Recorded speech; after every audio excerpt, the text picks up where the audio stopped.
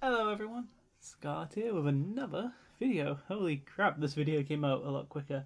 It's mainly because this video needs to be out like soonish because we're about to go into the chapter approved spoiler week on the community website, and as you can guess by the title, I want to talk about my wish list for chapter approved. Now, I've been thinking about this for a few months now, and I've boiled it down to a few major things that I personally want to see from the 2018 edition of Chapter Approved. Now, this is more like an ideal wish list, but hey, what's having hope without having a little bit of excitement in our lives? Okie doke. So, first of all, we have seen the first few bits of spoilers from today. So we've seen a bit into the Vigilus book and the Vigilus campaign. We've seen the pseudo-return or the new version of formations for narrative. And mainly we've seen the Imperial Fist. No, I said Iron Fist. It's like, damn it, I've been watching too much Marvel stuff. Anywho, we've seen the Imperial Fist's formation. It should be on... It's on the community website. I'm not going to go into full detail, mainly because I struggle reading the picture that I saw. I got bad eyes and I can't read blurry pictures. There's probably a better one up by now, but yeah, well. So, what have we seen so far?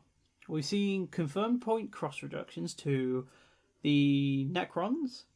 A lot of Grey Knights have been name dropped. And we've seen Eldar Wraith Knights get a points drop. That one was probably the most interesting portion I think I saw, because Eldar are already doing quite well in the competitive sense. Craftsworld tends to be in the top 3 of most major tournaments a lot of the time. And, well, obviously they're not running Wraith Knights because Wraith Knights are very expensive, but they're going to base cost about just under 300 according to the article, which I think is quite cool in a way. It gives them more options, and we've seen that these Lords of War, once you drop their price to around the 300 point mark, they become a lot more enticing just for when they have their base models at that. I mean, we've seen how much stronger Knights got just as a result of their codex massively dropping their points on their own, which is great. Yeah, a Grey Knight's got a ton of points cost reduction, and they definitely needed it. Almost all their units were pretty much overcosted to the point where they were near unplayable. There's only been, as far as I'm aware, one major tournament where they were strong in, and they had a rule where wasn't allowed to take multiple detachments from different aspects of a codex. For example, orcs. No, actually, their orcs weren't out at the time. Tyranids weren't allowed to have 2 different high fleets. You weren't allowed 2 different factions of Space Marines, 2 different sects of Imperium, so you couldn't have Knights and Guard, for example. And in that tournament, the actual Grey Knights did really well. So maybe in some contexts this is a good and a bad thing, because we don't want the Grey Knights to be completely oppressive. But I think they definitely deserve a points cost reduction. And if it turns out they become absolutely unbearable in the meta, big FAQs in March. Maybe April. March, April time. That's roughly when it's due. So they can adjust that. And a few months of slightly degenerate play, it's not a bad thing. What would I personally want to see more points cost reductions to, however? I think the biggest thing I want to see is just power armor get a points cost reduction. I think it's insane that the most iconic part of 40k, the Space Marine, is probably one of the least represented tabletops in the competitive scene. That I think is quite tragic to me. You don't see Primaris armies. You don't see regular tactical marine armies. You only get a few people who are really dedicated to specific armies. And in the earlier days of the meta, they were good. Like I remember there was this really exciting Blood Angels Primaris list, which came in a top 3. I want to say it was an ITC tournament. I can't remember. It was a while ago. I'd have to go through Almost Pro Gaming's large wish list of videos for us to find out. But we've seen... I want to see like basically most non-character units from that have all power armor get like anywhere between a 10 to 25% kind of points cost reduction. I think that Primaris Marines, the Intercessors, they cost 20 points per model for what is kind of meh, really. It's not great, but it's mainly because the points cost is a bit prohibitive. They cost like 15 points, for example, and a tactical marine costs 10. 5 will be way too cheap. 10, this is pre-weapons, by the way. I think we might be a bit more exciting to see a lot more space power armor on the tables. I think a lot of people might be upset there's too much power armor if that was to be the Masters turnaround, but then again, we've just had a knight meta for how long, and now the orcs are having their impact. But I think it's good to see that we've had some changes to the tier lists, but I think Space Marines definitely deserve a place inside the edition. What else would I want to see? Some points cost reduction. I think there are no strictly bad armies once the Grey Knights get their points cost reduction. I'm not going to include Gene Stealers in that list just because Gene Stealer Cult has not got their codex yet, and I think it's quite unfair to compare an army without the codex to all the armies that have codexes. So I think that's not a fair comparison to make. Grey Knights is the only one that really suffers because they just have their codex, and it was so points expensive, it was ridiculous. No, they do have good units and good models, but they're not good enough to justify their points, which is their weakness. Custodes get around something like that because they have a ridiculous amount of armor, pretty good weapons, insane melee combat, and their jet bikes just single-handedly carry that entire army. Grey Knights, I think I would really like to see just paladins, a few of the named characters like Kaldor Drago and Nemesis Dread Knight and Grandmaster. I think that's something I'd like to see. Maybe some strike squads and whatever. I just want to see some Grey Knights. I like the Grey Knights. I think they have some of the sickest looking models when it comes to their general infantry, and some of their elites are just crisp. Very nice. Very, very nice. But at the same time, regular power armor. We don't see much Primaris in the tournament level. No, I understand that not every army can be a tournament-winning army, but all things considered, it's just nice to see like kind of the face of the game, which is the Space Marines, be on the center table of the video of the tournament meta. That would be at least nice. I don't want them to be like the number one army. I don't want them to be like absolutely disgusting degenerate, but I'd like them to see them just, top 5ing, top 3ing of tournaments every now and again, a bit more often than they currently are. That'd be very nice. Oh, excuse me. After that, I think there's not really much things that need massive points reductions, because I think a lot of armies have very consistently good things. I think in general, not many things need points reductions. I think a lot of them are in roughly the right place they want to be for that power level. It's just that I think some models require not points rebalancing, but general restructuring to make them better.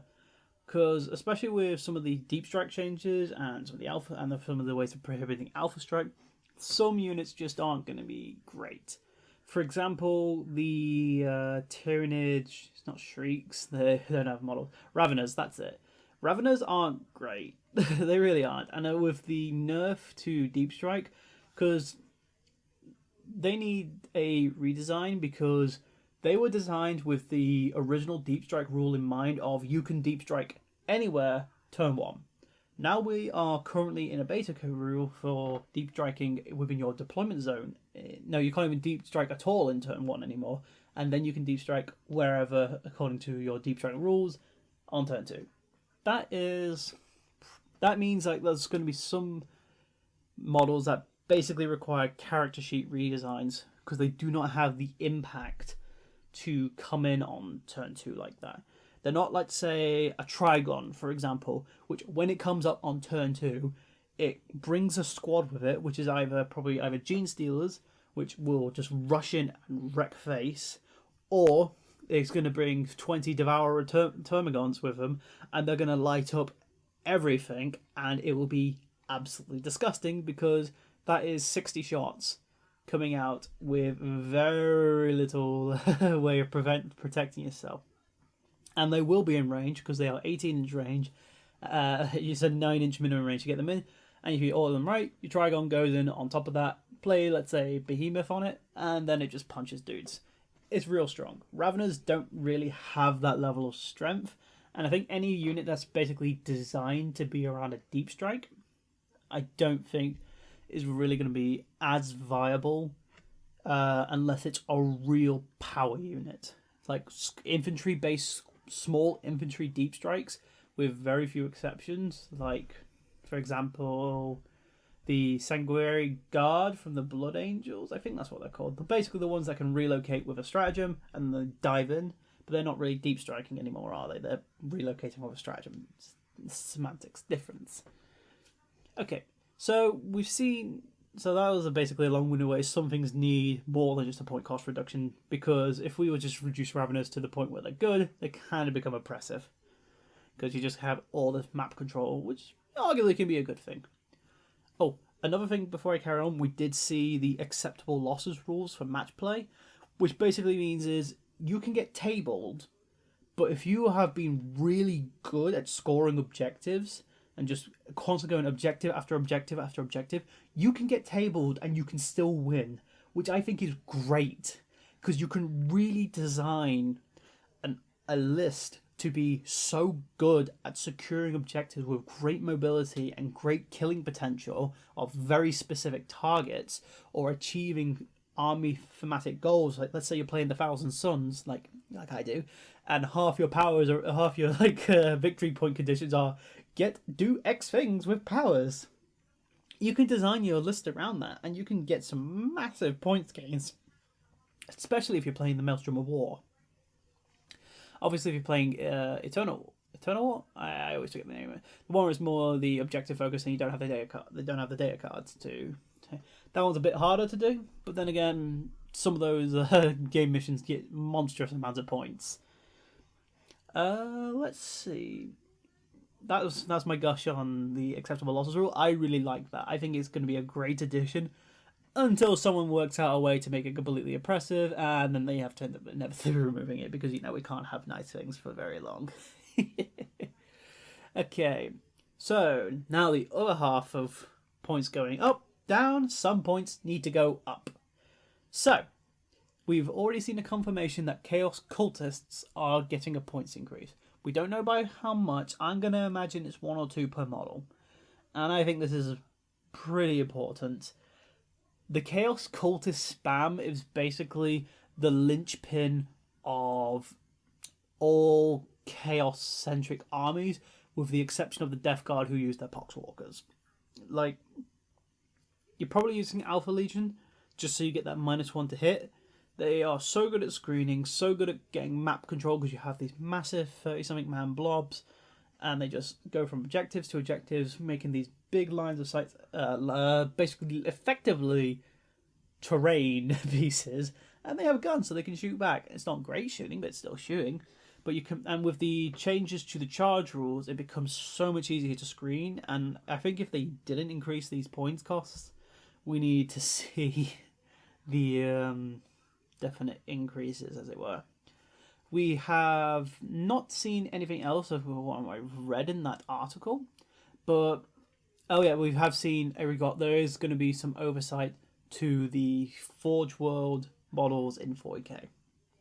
I don't think we're going to see the Fire App to go back down to, was it 200 or 300 points? I can't remember. But it's basically, when it got dropped by 50 points, it became one of the single best units in both Space Marine and Chaos Space Marine armies. And then they put it back up, and then it stopped seeing play. Who would have thunk? I still want one so bad. Mostly for 30k, but I want one for 40k too. But what do I think needs a points increase besides that? I think, obviously, everyone's going to say this, but the Castellan does need a points increase. And probably is Castellan basically the 2 Super Knights that come in plastic this year. I can always get their names mixed up and wrong. Basically the shooty one. That needs a points cost increase. It is way too strong at about 600-ish points for what it does. I think ideally, it should cost about 700-ish. So basically, I got an extra 50 to 100 points on top of its current base. I don't think that makes it unplayable. I think if I was put it to like 750, 800, which I don't think they will do, because that is extreme Lords of War. That's like Forge World level kind of Lords of War going there. And I don't think we're going to see... I hope it doesn't go that much, because I don't want the Castellan to be out of the meta. Because I think, whatever you think about Knights, I think the Knights make a great, interesting dynamic in the game. And I say this because they are very few in number for model count. So actually, technically, they're a very cheap army to build. They were cheaper early in the year when you could get the Renegade Knights box, but that's gone off sale. Sad face. They got sorted out way too quickly. I think if your local area has one, pick it up, because they're not in production anymore, as far as I can tell. I'm pretty sure they're not being hosted on GW's website. But they are showing model count. They do a lot of impact on their own, but they're not the best objective scorers, but they do have means of doing it. But it also means they're a very meta protective kind of army, if that makes sense.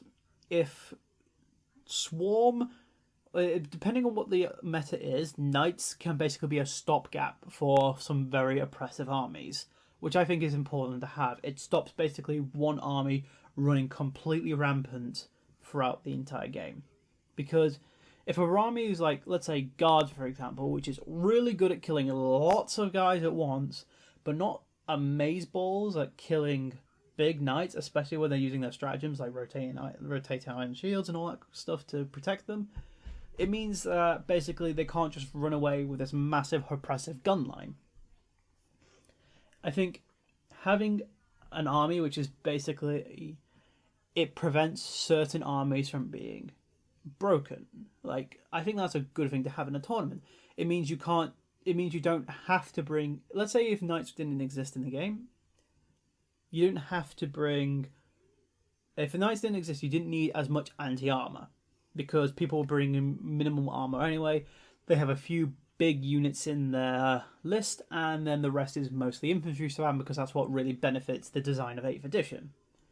With the Knights being the case, you have to really think hard about what the perfect balance is for your armies. And yes, it kind of does suck losing to a rock, paper, scissors in some cases. Sometimes you have an army that can't kill Knights, but it can kill others. So really, you need to just kind of get that balance of... It's interesting, because then you got to work out what people are going to be countering Knights, what people are not countering Knights, what people are bringing Knights. And it's this interesting meta within a meta of seeing who can predict the event best. No, this is basically for the really big tournament grinders, but I like thinking about this kind of level of dynamic because I like extreme competition, and I think it's pretty entertaining. So yes, back to my point. I think both the Castellan and the Valiant, I think I got those right. The one, the Harpoon and the Shooty one, they both need points increase, because if you increase the cost of the Castellan, it will just mean the other one will just replace it, and although it's not as powerful because it doesn't have way near as much firepower, excuse me again, sorry, they will just shoot things and it will do horrible things. I don't think the Knights in general, the Questoris class, I don't think that needs a point increase. I think it's roughly fine where it is. I think it's kind of hard to predict, because we know those bigger Knights need a points increase, or at least that's what I think it needed. I think the Questoris are in the right point, but we could find out that if the larger class Knights ended up being just point crept out of the meta, it could turn out that just 5 Questoris Knights might end up just being the meta as a replacement, because they're still low cost. I can't say for certain. I haven't really fully theory crafted the entire Knights Codex. I've got it. I've been reading through it. I've been doing ideas with it. But we'll have to see. But I think they're roughly in the right place. Maybe a slight increase, maybe a slight decrease. I think roughly now they're okay. That is all I'm going to say on that matter. Now, that is pretty much the kind of the obvious things. Now, there are a few things that I've been thinking about that I personally want to see when it comes to a few changes to how the game works. No, this is never going to happen because this is what my personal opinion is, and this is something I've been thinking about a lot. So, the game is designed mainly around command points and stratagems. That is where the core focus, I think, of 8th edition lies. How you use your stratagems that makes you determine how good of a player you are. I think efficient uses of your stratagems separates great players from the average players. I think that is the biggest essential portion. So, I bring this up because I think there is way too much abuse when it comes to stratagems as a whole. We've seen the knights be so strong because their stratagems are brutal, especially before their adjustments in the big FAQ in the end of September. They were just oppressively strong with how easy their stratagems were. With the nerfing to the command point battery farm, which I think we can all agree was a good change because basically making your command points meaningless and just spammable was degenerate. But we can see some potential future special changes. But they've nerfed it so you can't just spam command points. The Loyal 32, is it what it's called? Basically the guard battalion that gave you a crap ton of CP. That has been balanced a bit more, but I think personally it can be balanced further. Now this is a radical idea, so you may hate me for this, but I think that when you're designing a list, the command points that you obtain from that detachment must be used with the army faction keyword in that detachment. What I basically mean is, let's say you have, let me explain this in a way that makes sense. So you've got guard, knight, custodes. That was one of the degenerate lists at the time. You had the guard just there so you could get those command points, the custode for the bikes, and the knights because you took the castellan. What I think is basically guards, the Imperial Guard, basically each command codex has their own specific command points. So Imperial Guard command points, Knight command points, and Custode command, and basically only the command points generated from a detachment can only be used for, I don't know how to word this correctly so it's not basically rules lawyered, so you can still abuse it, but basically Imperial Guard command points can only be used on Imperial Guard units, not the detachment, but units across the army. I think that kills a lot of soupy lists, but let's be honest, a lot of soup is being used just to spam command points. Guard appear in so many lists for a lot of the edition just because they were a command point battery. You could get so much from it. I think that does weaken a lot of stronger armies.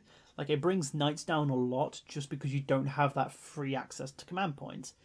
But I think it roughly balances out, and it makes you as a player really think hard about the good things to use at any given time. Now, this might be a horrible idea, and I haven't beta tested it with friends or anything like that because we're not really tournament grinders, but I think it's just an option. I like playing like on a semi-competitive level. We'll try and play strong lists, but we don't play completely degenerate meta lists, at least not yet, because, well, my friend can, and he has done, because his Acadia list is absolutely filth. But we've died back a little bit, and we've been kind of messing with the idea. Basically, at least a couple of my friends have all conclusion that command points are basically who has the best stratagems. And then the most important thing of the strong armies is who's got the best stratagems, then who's got the most points efficient models, and then who has the best kind of general chapter tactics. Now, this does change for some armies. For example, Thousand Sons, their special ruling of having no increasing to their smite and having the extra cast range is absolutely insane. I think it's very, very strong. But then you have something like the Knights, for example, which are just really beefy units, and that also happen to have good stratagems. It kind of ebb and flows, but I say that's roughly the hierarchy. But yeah, make it so that way your command points only work on detachments generated within that codex. That's effectively how I'd put it. That's what I think would balance out a lot of the degenerate armies, the really degenerate armies. Basically, knights shouldn't be as strong as they are because they're getting fueled by something else. Now, maybe that is the design intention, and it will result in other armies getting stronger. Like, for example, the Ynnari, they are kind of one of the really meta armies, really strong, also a bit difficult to play from what I've heard. I have never played against Ynnari, so I can't say for certain. I just hear they're at the top of a lot of tournament lists.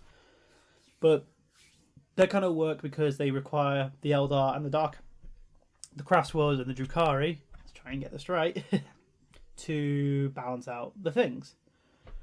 Now, that might be how the game's intentionally designed.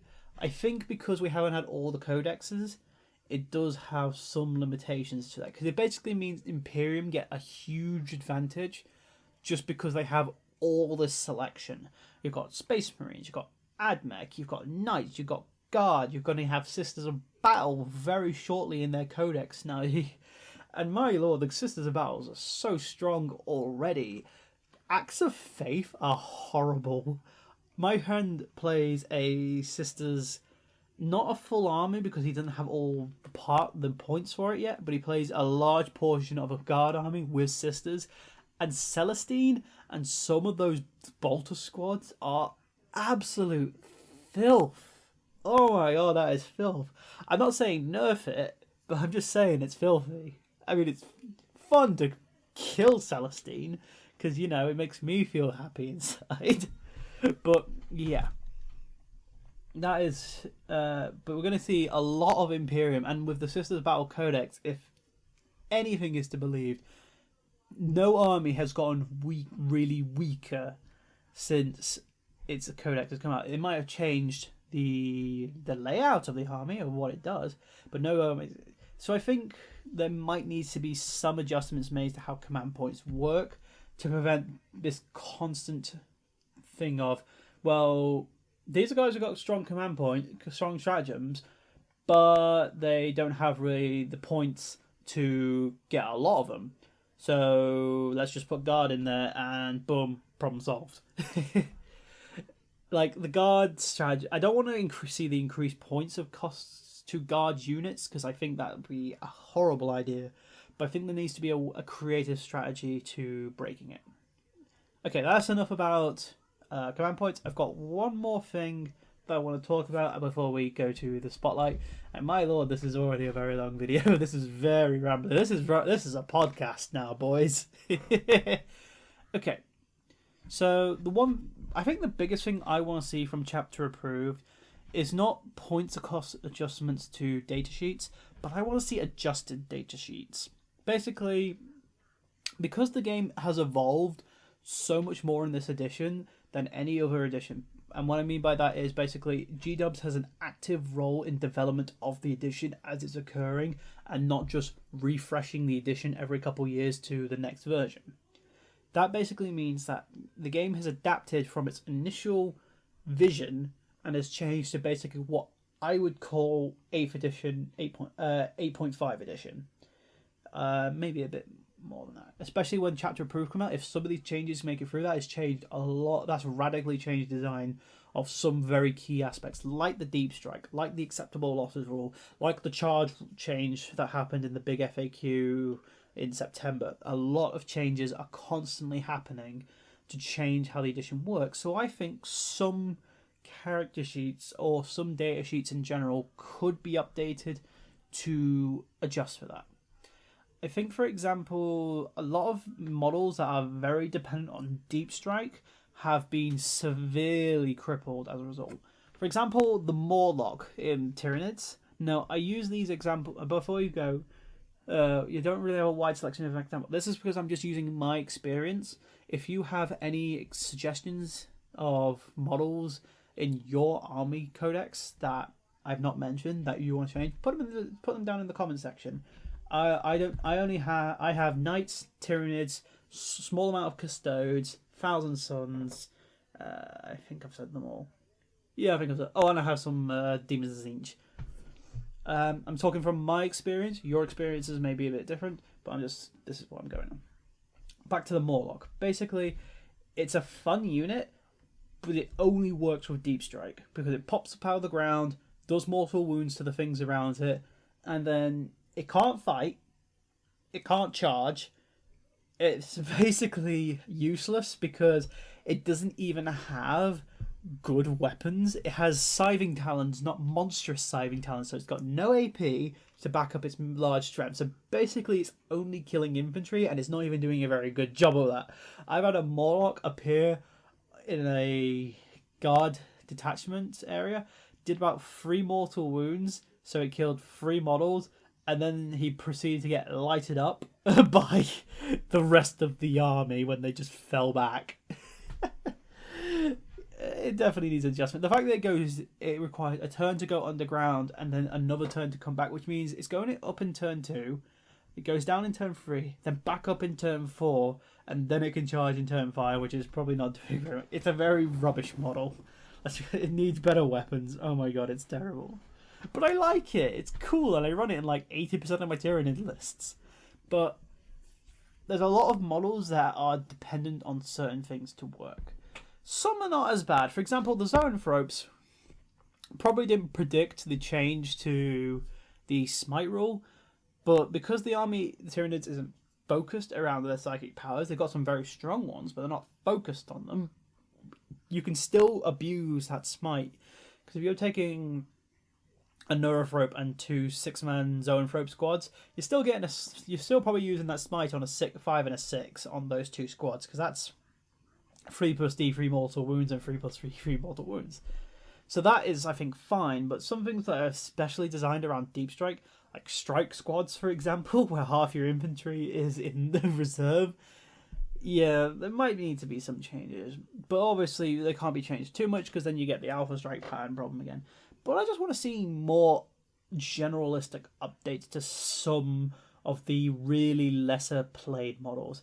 Like Lictors, for example, in Tyranids. Oh my god, there's some bad models. But to be honest, we all would just see plastic Lictors because, fine cast. And and if they don't lower the cost of Space Marines, I think they should have at least another. And this is, when I say Space Marines, I mean Chaos and regular. Not I'm not just talking about Imperium. Like, I've had this discussion with one of the guys that plays that role plays Alfarius on Twitter, and the idea was to have power, because you're a Space Marine. You have all this armor, which basically gets blasted through all the time. It should be a little bit protected. So I was thinking, like, maybe rerolls on failed armor saves. That might be fun, or like, you always roll, and on no matter what the AP is, and on a 6, you guarantee pass the armor save. I think stuff like that would be interesting to add a dynamic to somewhat blander Marine characters that will just improve them through more than just a points cost reduction. Obviously, I don't think this could be applied to everything, because we do see things like Death Guard Terminators in competitive Nurgle lists, and oh boy, those things are hard to kill. Big armor, invulnerable save, 5 up, feel no pain. Oh boy, no good. So maybe not across everything, but I like creative solutions to making things more viable than just simply adjusting numbers on a data sheet. I've never been a fan of just very rigid and boring changes to make something stronger. I want there to be more creativity in how things are made better. Like, it's kind of going. Let's say it like this. Let's say you had, I don't know, Khorne Berserkers, and then just what would be an equivalent melee group in Chaos? Let's just have General Marines in. Let's just say you have Chaos Space Marines with melee weapons. Let's just go with that example. So Berserkers and if they reduce the cost of Chaos Space Marines to the point where they're pretty viable, you might end up just replacing the Khorne Berserkers with more Space Marines, because they are just better in melee combat because they're more points efficient, which means you get more models, which means you can get more on the table, which means you have more options. Whereas if you do creative solutions that basically give a player, make them stronger but different, adds choice. And I apologise about the dogs. I'll pause that for a second. 1 second. Sorry about that, dogs. But if you give, as I was saying, if you give creative solutions, it doesn't make people look at a unit and go, this unit is the best at something, is just the flat out the best at something because it's really point efficient. It makes you go, this unit is doing something that's different to another unit that maybe costs less, but it has this extra utility that makes it really incentive to use. Basically, it's like going, you have scouts in Space Marine Army, which are pretty common if you playing Space Marines because they're point efficient, they secure objectives, and they're pretty decent. And you don't play those Space Marines on top of them because they're basically worse scouts because really the armor save doesn't matter too much because you're probably getting blasted away anyway. So what if you make them more resilient rather than just rival them in costs? I think it's more. It's like I think creative solutions to change is good, and I hope we see more of that. I hope we see that because it's probably then that might just be really wishful thinking. However, I don't think so far we've seen fundamental changes on additional rulings added to units, but maybe with the additions or return / adjustments of formations that we've seen in the Vigilus campaign, that might see from just narrative play into match play, and we might have then creative solutions added as stratagems to adjust your army. I think that'd be great. It adds like this level of tactical depth where you're like, I could put this large buff on this squad. That makes them a bit more of a target because they're a lot stronger.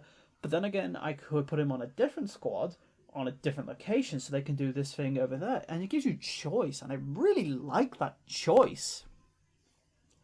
Basically, creative solutions are more fun than just generic point drops. That's just my opinion anyway. Feel free to disagree and tell me why in the comments. So yeah, that is today's video, and my boy, it's nearly 40 minutes long. But when I have creative ideas about things to change and things to just add to the game as a whole rather than take away, I like to get rambly and I like to just talk about things, and it's fun times. It's fun times. Anywho, now we're back to the tried and true of tradition of my videos, which is 3 videos long, but still tradition. The community spotlight of the week or day, whatever. Normally, because my videos would be normally more spaced out, I can do these more on like each one's a bit more special. But because chapter approved week is this week, and then because my last video was delayed, I have to get this out now. So today the spotlight goes to none other than Stormgrad. Storm, you are so entertaining to speak to. You are very consistent. You are fun. You're such a good positive driving force in this community. You talk to so many people. You've encouraged me. You are a great painter. You do not view yourself highly enough when it comes to your talent. Okay, friendo? You do not. You are very good at what you do, and I respect you for that, and you're also a good friend to me. Okay? I hope this is gushy enough for you. Don't let it inflate your ego too much, my friend. Anywho, bit of a shorter one that time, but I think I condensed it down because I don't have to explain everything. So yeah, thanks everyone for listening to my ramble. It's been real nice just being able to throw ideas out rather than just throw my ideas out and things like that, rather than just talk about a current event that happened and reciting. I like being creative and presenting ideas rather than telling stories more, although I did like talking about Vigilus. That was good. Anywho, thanks for watching everyone. Bye bye.